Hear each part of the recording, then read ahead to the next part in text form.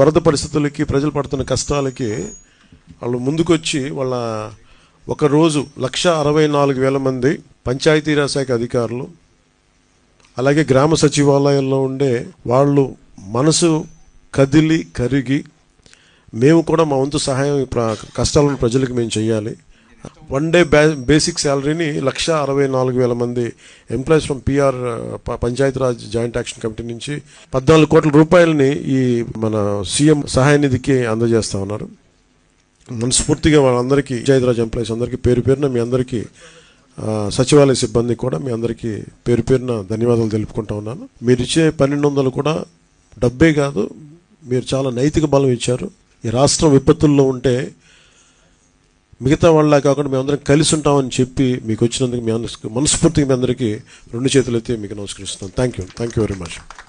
అలాగే నాయక్ గారి ఆధ్వర్యంలో పంచాయతీరాజ్